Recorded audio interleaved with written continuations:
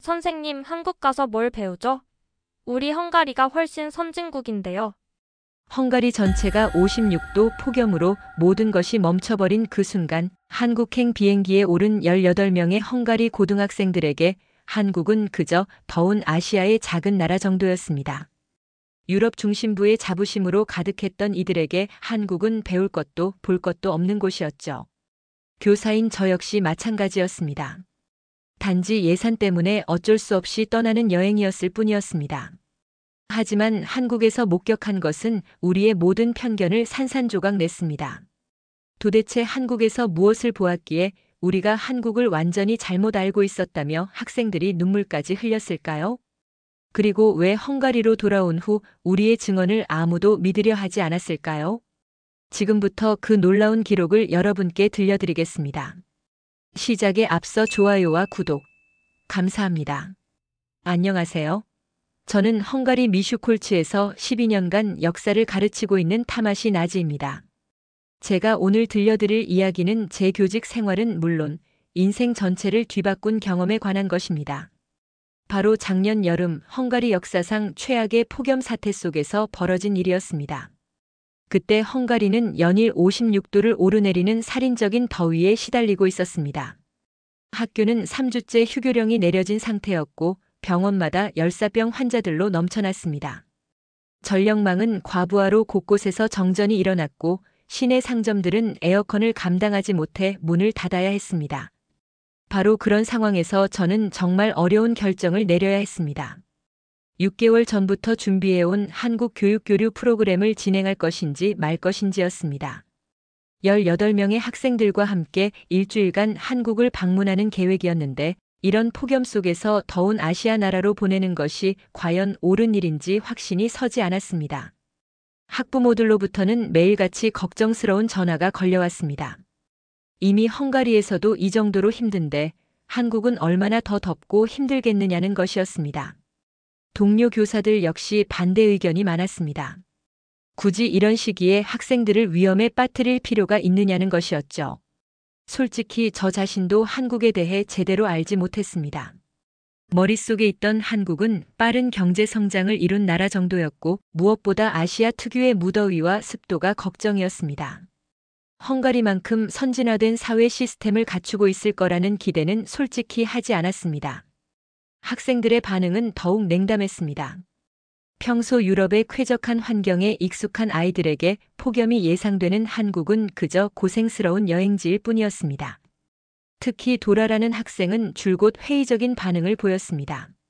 한국 같은 나라에서 과연 무엇을 배울 수 있겠느냐는 것이었습니다. 그런 와중에도 이미 모든 준비가 끝난 상황이었고 취소하기에는 예산상 부담이 너무 컸습니다. 결국 저는 마지막 순간에 여행을 강행하기로 결정했습니다. 다만 학생들에게는 한국의 기후와 환경이 우리와 많이 다를 것이니 각별히 주의하라고 당부했습니다. 출발 당일 미슈콜츠 공항은 폭염으로 인한 혼잡과 지연으로 아수라장이었습니다. 에어컨이 제대로 작동하지 않는 터미널에서 몇 시간을 기다려야 했고 학생들은 이미 지친 기색이 역력했습니다. 몇몇 아이들은 이런 상황에서 한국에 가봤자 더 힘들 것이라며 중얼거렸습니다. 12시간에 걸친 긴 비행 끝에 인천국제공항 상공에 도달했을 때 기장의 안내방송이 들려왔습니다. 현재 서울의 기온이 38도라고 했습니다. 헝가리에서 경험한 56도보다는 낮았지만 여전히 우리에게는 상당히 부담스러운 온도였습니다. 학생들의 얼굴에는 걱정이 어려 있었습니다. 과연 이 더위 속에서 일주일간의 교육 프로그램을 무사히 마칠 수 있을까 하는 우려였습니다. 저 역시 마음이 무거웠습니다. 혹시 학생들이 더위를 견디지 못해 중도에 포기하게 되는 건 아닐까 하는 걱정이 앞섰거든요. 하지만 비행기 문이 열리는 순간 우리가 경험한 것은 예상과는 완전히 다른 것이었습니다. 그 순간부터 우리의 모든 편견과 선입견이 하나씩 무너지기 시작했던 것입니다. 38도의 뜨거운 공기가 밀려들 것이라 각오했지만 탑승교로 들어서자마자 온도가 점진적으로 낮아지는 것을 느낄 수 있었습니다. 공항 내부로 들어서니 더욱 놀라운 광경이 펼쳐졌습니다. 외부 온도가 38도임에도 불구하고 공항 전체가 마치 다른 세계처럼 쾌적하게 유지되고 있었던 것입니다. 헝가리에서는 30도만 넘어도 에어컨이 고장나고 사람들이 힘들어하는데 여기서는 모든 시설이 완벽하게 작동하고 있었습니다. 더욱 놀라운 것은 공항 직원들의 모습이었습니다. 우리나라에서는 조금만 더워도 직원들이 지쳐하고 서비스 질이 떨어지는데 이곳 직원들은 밝은 미소로 승객들을 맞이하고 있었습니다. 입국 수속을 기다리는 동안 대형 화면에 실시간 정보가 표시되는 것을 봤습니다. 외부 온도 38도, 체감 온도 41도라고 나왔지만 그 아래에는 공항 내부 구역별 온도가 자세히 안내되고 있었습니다. 마치 전체 공항이 하나의 거대한 시스템처럼 세밀하게 관리되고 있다는 느낌이었습니다. 학생들도 점차 놀라기 시작했습니다. 도라는 온도계를 꺼내서 다시 한번 확인해 봤지만 분명히 38도였습니다. 가보르는 헝가리보다 훨씬 더운데 왜 이렇게 시원한지 이해할 수 없다는 표정을 지었습니다. 공항 철도로 이동하는 과정에서 또 다른 놀라움이 기다리고 있었습니다. 지하 공간임에도 불구하고 자연광과 같은 조명 시스템이 설치되어 있었고 곳곳에 공기질과 온도를 실시간으로 알려주는 전광판이 있었습니다. 승객들의 편의를 위한 세심한 배려가 곳곳에서 느껴졌습니다. 열차에 탑승하자 더욱 놀라운 경험이 시작되었습니다. 22도로 쾌적하게 유지되는 온도, 개인별 냉방 조절 시설, 그리고 무료로 이용할 수 있는 인터넷까지 모든 것이 완벽했습니다. 승객들은 모두 편안한 표정으로 책을 읽거나 업무를 보고 있었습니다. 서울로 향하는 길의 창밖 풍경을 보며 더욱 놀랐습니다. 38도가 넘는 날씨에도 고속도로에는 차들이 정상적으로 달리고 있었고 건설 현장에서는 작업자들이 일을 하고 있었습니다. 이 모든 것이 헝가리에서는 상상할 수 없는 광경이었습니다. 서울역에 도착했을 때 정말 충격을 받았습니다. 수많은 사람들이 바쁘게 오가고 있었지만 모두들 여유로워 보였습니다. 헝가리에서는 30도만 넘어도 사람들이 짜증을 내고 급해하는데 여기서는 완전히 달랐습니다.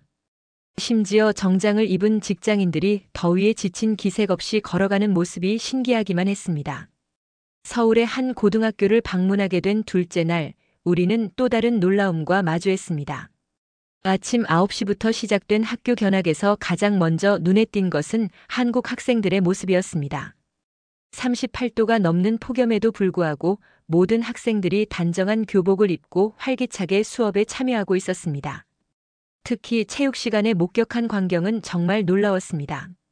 한국 학생들이 실내 체육관에서 농구를 하고 있었는데 시설의 냉방 시스템이 완벽하게 작동하고 있었습니다. 헝가리에서는 여름철에 체육 수업 자체가 불가능한 경우가 많은데 여기서는 계절에 관계없이 정상적인 수업이 이어지고 있었습니다. 더욱 인상적이었던 것은 학교의 전체적인 시설이었습니다. 모든 교실과 복도, 심지어 화장실까지도 적정한 온도로 유지되고 있었습니다. 각 교실마다 개별 온도 조절이 가능했고 학생들의 건강 상태를 실시간으로 확인할 수 있는 시스템도 갖춰져 있었습니다. 점심시간에는 더욱 놀라운 일이 벌어졌습니다. 일부 한국 학생들이 운동장에서 축구를 하고 있는 것이었습니다. 38도가 넘는 날씨에 야외에서 운동을 한다는 것이 우리에게는 믿기 어려운 일이었습니다. 하지만 운동장 곳곳에 그늘막이 설치되어 있었고 충분한 급수 시설과 휴식 공간이 마련되어 있었습니다. 한국 교사들과의 대화에서 더욱 놀라운 사실을 알게 되었습니다. 이런 폭염은 한국에서는 일상적인 여름 날씨라는 것이었습니다. 학교는 이미 오래전부터 이런 날씨에 대비한 완벽한 시스템을 갖추고 있었고 학생들 역시 이런 환경에 자연스럽게 적응하며 생활하고 있었습니다. 우리 학생들과 한국 학생들이 함께하는 교류 시간도 의미 깊었습니다. 한국 학생들은 자연스럽게 폭염 속에서도 건강하게 생활하는 방법들을 알려주었습니다. 적절한 수분 섭취, 시간대별 활동 조절, 그리고 무엇보다 서로를 배려하는 마음가짐에 대해 이야기해 주었습니다. 오후에는 학교 옥상에 설치된 태양광 패널을 견학했습니다. 폭염을 오히려 에너지원으로 활용하는 시스템을 보며 학생들은 감탄했습니다. 더위를 단순히 견디는 것이 아니라 이를 유용한 자원으로 활용하는 지혜의 깊은 인상을 받았습니다. 학교 시간이 되어서도 한국 학생들은 여전히 활기찼습니다. 일부는 학원에 가고 일부는 동아리 활동을 계속했습니다. 이 모든 것이 폭염 속에서도 중단되지 않고 정상적으로 이어지고 있었습니다. 우리 학생들은 점점 한국에 대한 인식을 바꿔가기 시작했지만 여전히 의구심을 완전히 떨쳐내지는 못하고 있었습니다. 셋째 날 오후 우리는 관광지가 아닌 평범한 주택가를 걸어보게 되었습니다. 숙소 근처의 일반적인 동네였는데 여기서 목격한 광경들이 우리의 생각을 더욱 흔들어 놓았습니다. 39도까지 치솟은 기온에도 불구하고 동네 곳곳에서는 일상적인 삶의 모습들이 그대로 이어지고 있었습니다.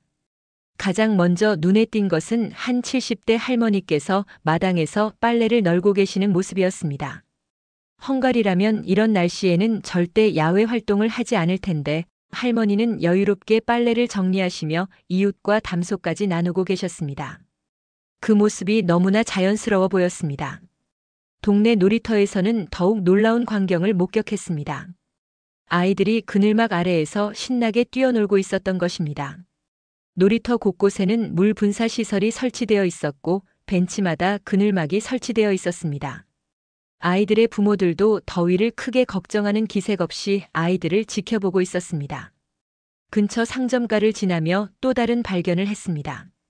작은 구멍가게부터 시작해서 동네 마트, 식당들이 모두 정상 영업을 하고 있었습니다. 특히 인상적이었던 것은 야외 시장의 모습이었습니다. 천막과 선풍기, 그리고 간단한 냉방 시설만으로도 상인들이 활기차게 장사를 하고 있었습니다. 한 동네 식당에서 점심을 먹게 되었는데 사장님께서 친절하게 시원한 물과 함께 얼음을 가득 넣은 냉면을 권해주셨습니다.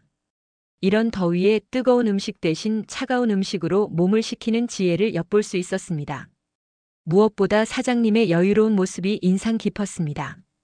오후에는 동네 경로당을 지나게 되었는데 할아버지들께서 바둑을 두고 계시는 모습을 봤습니다. 80대로 보이는 어르신들이 폭염 속에서도 자연스럽게 일상을 유지하고 계시는 모습이 놀라웠습니다. 서로의 건강을 챙기고 물을 권하는 모습들이 너무나 자연스러웠습니다. 가장 감동적이었던 것은 이웃들 간의 관계였습니다. 혼자 사시는 노인 가정은 매일 이웃들이 안부를 확인해드리고 어린 자녀가 있는 가정은 서로 도우며 아이들을 돌봐주고 있었습니다. 몸이 불편한 분들은 이웃들이 돌아가며 도와드리는 모습도 볼 수 있었습니다. 이 모든 것들이 특별히 준비된 것이 아닌 진짜 일상임을 확신할 수 있었습니다. 우리를 의식해서 꾸며낸 것이 아니라 그들이 매일매일 살아가는 평범한 모습이었던 것입니다. 학생들 사이에서도 조금씩 변화가 느껴지기 시작했습니다. 특히 가보르는 우리나라와 정말 다른 것 같다며 진지하게 관찰하기 시작했고 레아는 한국 사람들의 생활 방식에 깊은 관심을 보이기 시작했습니다. 넷째 날 오후 예상치 못한 상황이 벌어졌습니다. 갑작스러운 소나기와 함께 일부 지역에 정전이 발생한 것입니다. 우리가 점심을 먹고 있던 식당도 갑자기 전기가 나가면서 에어컨이 멈춰버렸습니다. 순간 식당 안의 온도가 급격히 올라가기 시작했습니다. 이런 상황에서 한국인들의 진짜 모습을 볼 수 있었습니다. 식당 사장님은 당황하기보다는 침착하게 비상계획을 실행에 옮기셨습니다. 곧바로 창문을 열어 자연 환기를 시작하고 휴대용 선풍기를 꺼내어 손님들에게 시원함을 제공하려 노력하셨습니다. 더욱 놀라운 것은 다른 손님들의 반응이었습니다. 불평하거나 짜증내는 사람은 아무도 없었습니다. 오히려 서로를 배려하며 어르신들과 아이들을 먼저 챙기는 모습을 보였습니다.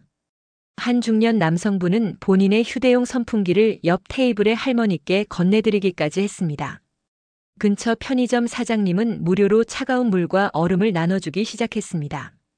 정전으로 냉장고의 일부 제품들이 상할 수 있는 상황임에도 불구하고 시민들의 안전을 먼저 생각하는 모습이었습니다. 이런 모습을 본 학생들은 깊은 감동을 받았습니다. 길에서 만난 시민들의 모습도 인상적이었습니다. 갑작스러운 소나기에 우산이 없던 우리에게 지나가던 시민이 우산을 빌려주었습니다. 나중에 돌려주겠다고 하니 그냥 가져가라며 웃으며 떠나시는 모습에 학생들은 말문이 막혔습니다. 정전이 복구되기까지 약 2시간이 걸렸는데 그동안 우리가 목격한 것은 진정한 공동체 정신이었습니다. 서로 모르는 사람들끼리도 자연스럽게 도우며 어려운 상황을 함께 극복해 나가는 모습이었습니다. 이런 모습은 헝가리에서는 쉽게 볼 수 없는 광경이었습니다. 가장 큰 변화는 우리 학생들에게서 일어났습니다. 특히 도라는 이 상황을 지켜보며 뭔가 깊이 생각에 잠기는 모습을 보였습니다. 지금까지 의심스러워했던 모든 것들이 진짜였다는 것을 확신하기 시작한 것 같았습니다. 정전이 복구되고 다시 에어컨이 작동하기 시작했을 때 사람들의 반응은 더욱 놀라웠습니다. 큰 환호성을 지르거나 과도하게 기뻐하지 않았습니다. 마치 이런 일이 일상적인 일인 것처럼 담담하게 받아들이며 다시 각자의 일상으로 돌아갔습니다. 이날의 경험은 우리 모두에게 큰 전환점이 되었습니다. 한국 사람들이 보여준 것은 단순히 발달된 기술이나 시설이 아니었습니다. 위기 상황에서도 서로를 배려하고 함께 극복해 나가는 마음가짐이었습니다. 이것이야말로 진정한 선진국의 모습이라는 생각이 들었습니다. 다섯째 날, 우리는 특별한 기회를 얻게 되었습니다. 한국의 일반 가정에서 홈스테이를 경험하게 된 것입니다. 학생들을 3명씩 6개 그룹으로 나누어 각각 다른 가정에서 하룻밤을 보내기로 했습니다. 저는 도라, 가보르, 레아와 함께 한 가정을 방문하게 되었습니다. 우리를 맞아주신 가정은 평범한 4인 가족이었습니다. 아버지는 회사원, 어머니는 간호사, 그리고 중학생과 초등학생 자녀가 있는 가정이었습니다. 40도에 가까운 폭염 속에서도 이 가족은 자연스럽게 일상을 유지하고 있었습니다. 가장 놀라웠던 것은 가족 구성원 모두가 각자의 역할을 충실히 해내고 있다는 점이었습니다. 아버지는 더위에도 불구하고 정시에 출근하고 어머니는 병원에서 밤늦게까지 근무하셨습니다. 아이들 역시 학교와 학원을 오가며 평소와 다름없는 생활을 이어가고 있었습니다. 저녁 식사 준비 과정을 지켜보는 것도 의미 있는 경험이었습니다.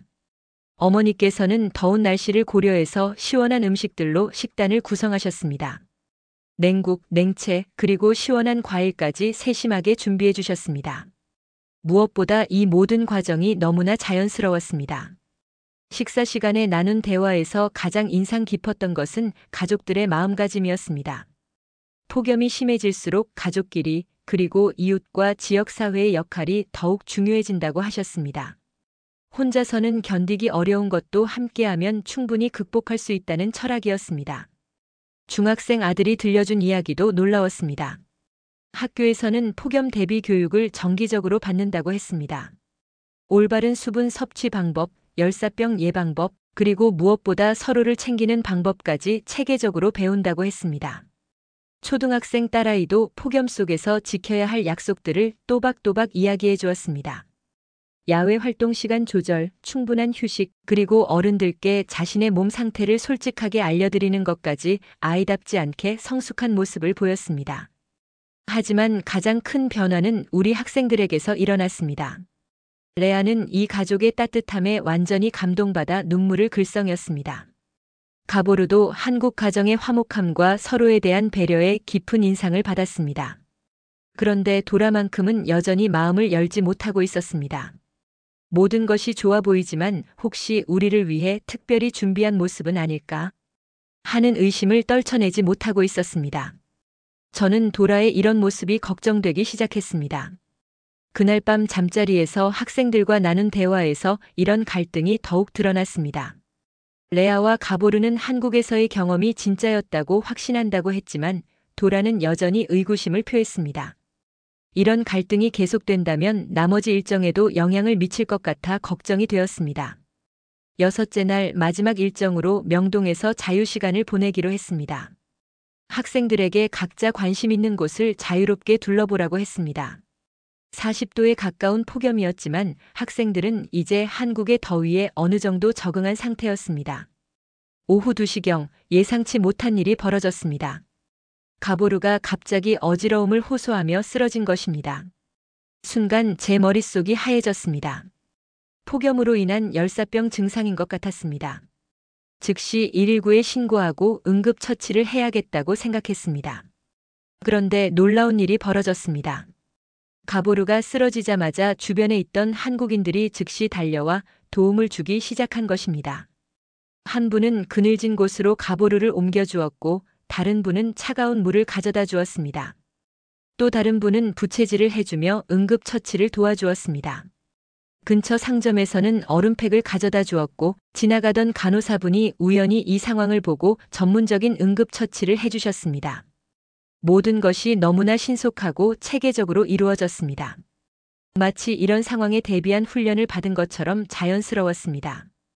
119 구급차가 도착하기까지 약 7분이 걸렸는데 그동안 수십 명의 시민들이 도움을 주었습니다.